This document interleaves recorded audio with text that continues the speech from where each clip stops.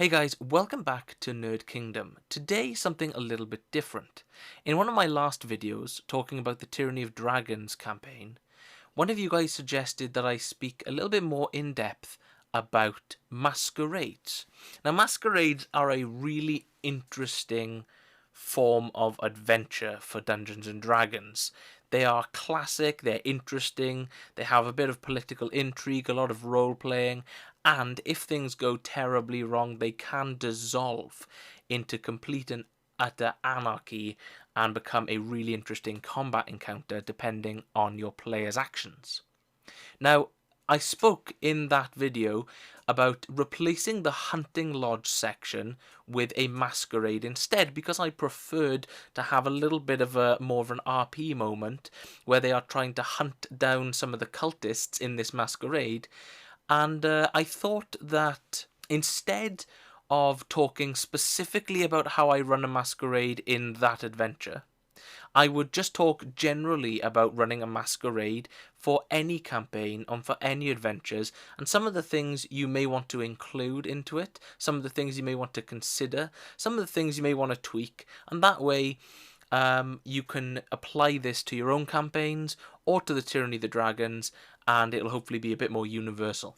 I think the most important thing to remember about a masquerade, and probably the biggest thing that is going to play a factor, is that everyone's identities are completely hidden.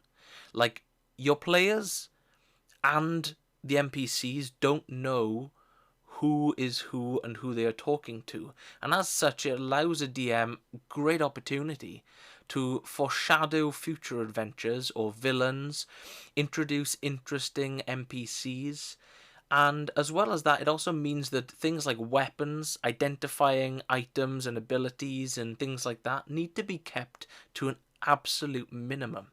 That means that if one of your party members has a sword that was passed down through generations of their family and it's a unique magical weapon, they can't go taking that item in with them, meaning they're going to be without their main damage dealing item. So if a fight does break out, they're immediately at a disadvantage. Masquerades are a fantastic adventure to do if you want to do something like a murder mystery, or maybe finding the cultist or finding the bad guy, an assassination style mission, maybe even a treasure hunt where you've got to locate a certain object or uncover certain secrets.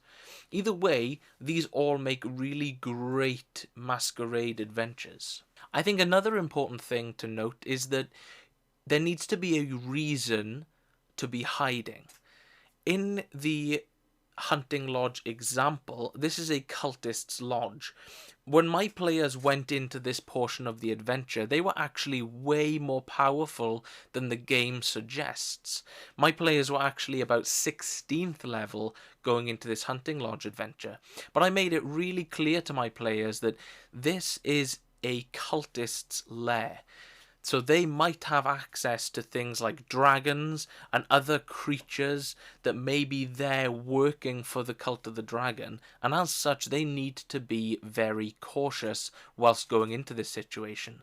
They can't just walk into this room expecting to fight and face down a bunch of cultists and kobolds, because even though those types of creatures are there and were there present in that adventure, there are much bigger threats, and there is a reason to be hiding and to be scared of being discovered. Now, when you're running a higher level party through a masquerade style adventure, your characters are going to have a variety of abilities and interesting spells that they can use to basically bypass a lot of the role-playing challenges of a masquerade adventure. One thing I recommend doing is deploying doppelgangers and including clues and false targets to distract your victims. If you guys have played the first Dishonored game, you remember there's one mission in particular where you've got to sneak in to a masquerade ball and assassinate one of a set of twins. Now imagine that tactic but used with doppelgangers instead of twins.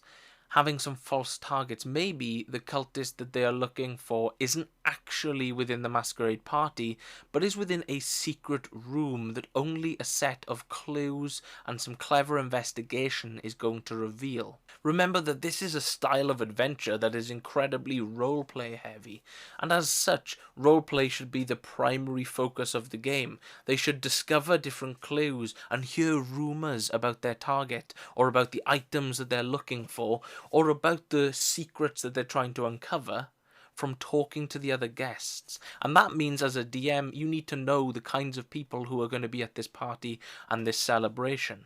One idea to keep this really interesting, especially the higher up the party's level is to add a few twists into this adventure.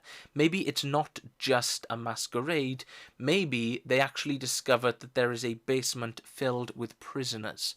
And as such, if they discover this, they're going to need to try and get these prisoners out of this building, because they're likely going to be executed as soon as the clock strikes 12. Now, all of a sudden, they've got to try and smuggle 20 prisoners who have been trapped in this basement out of a full building without being discovered, and they need to get them off the grounds.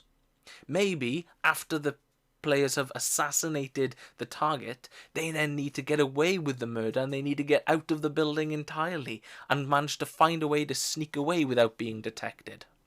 This means that your party are going to need to have things like escape plans sorted. They might need to know the location, and they might need to know the architecture of the building before they go in. Maybe seeing a floor plan of the building initially might help them to come up with a really interesting plan. These are all things that can be given to your players just before you go into this sort of adventure to kind of account for them doing some planning and some preparation in advance. One idea to really throw your players off of the trail is to quickly turn things around. But what if people hunting the players are also at this masquerade ball? There are other people at this masquerade ball trying to work out which of the guests are not actually invited. This turns this entire adventure into a cat and mouse chase. As soon as they're discovered, the game's up and they're going to need to fight their way out of there to survive, if they can get out of there at all. You can also get really inventive with this kind of adventure, because you can have certain sections of the house or the manor or the hall, wherever you are setting this adventure in, you can have them be magically protected, having spells like dispel magic covering certain rooms to get rid of illusions, also having spells such as wall of force or that sort of effect to block certain areas off entirely. Maybe all of the waiting staff at this masquerade wear certain medallions and rings that allow them to get into hidden back areas of the estate. By obtaining one of these rings or one of these items, the party are able to get into secret locations hidden throughout the manor. Now, in the example that I gave on the Tyranny of Dragons video, what I actually did was I had 2 doppelgangers spread out throughout the manor. I then had basically everybody within the manor be a cultist in disguise, and I had some of the cultists even being dragons in human form. So the adventurers had to negotiate this political minefield in order to not get caught. So guys, it's only a short little video today, but I hope you guys have enjoyed, and I hope you find this really useful. If you guys have any ideas on how to run a masquerade style adventure, I recommend popping those down in the comment section, and we can start a nice little discussion going on there. Thank you very much for watching. I hope you have a great day.